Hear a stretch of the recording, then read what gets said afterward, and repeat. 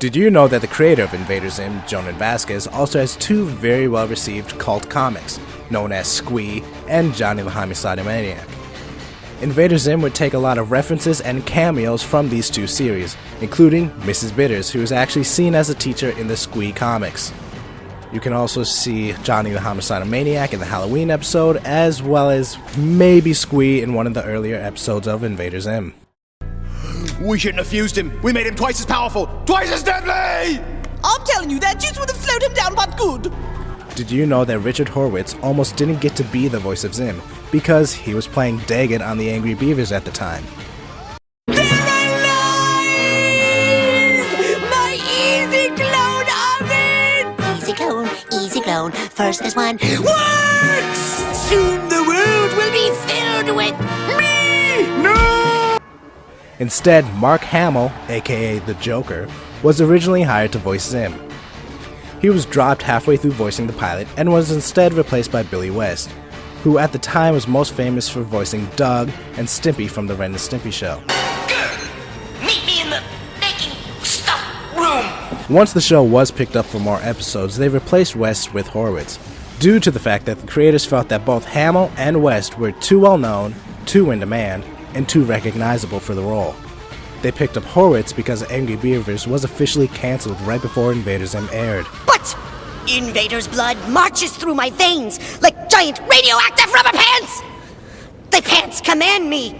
Do not ignore my veins! There have been many times within Invader Zim's run in which voice actors or characters from other Nickelodeon series were supposed to make appearances. However, Nickelodeon execs would always say no to these ideas, and most episodes would have to be rewritten around it. The most well-known of these instances was in the episode Plague of Babies, in which one of the babies was supposed to look like Tommy Pickles from the Rugrats.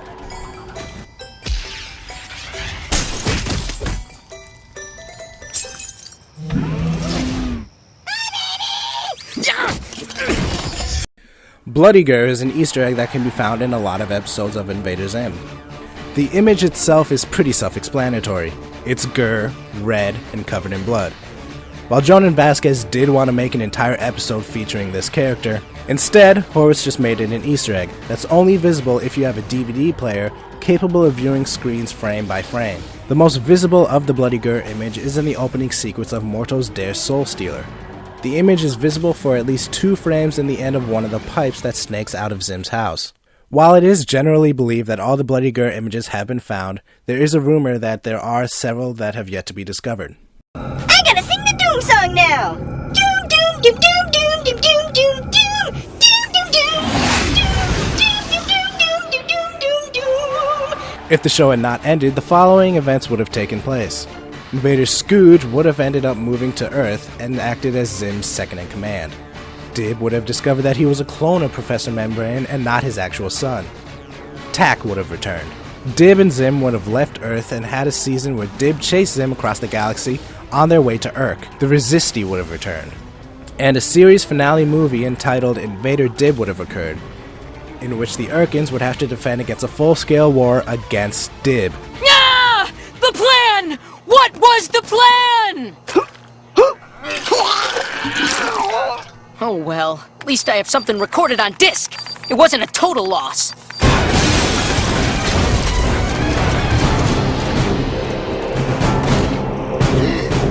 No!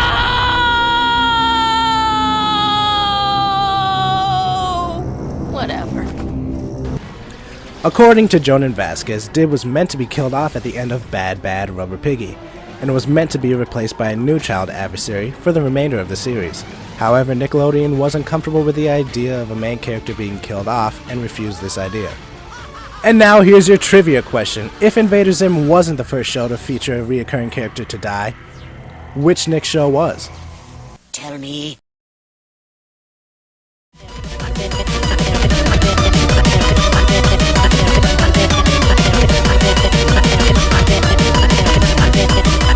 Freaky.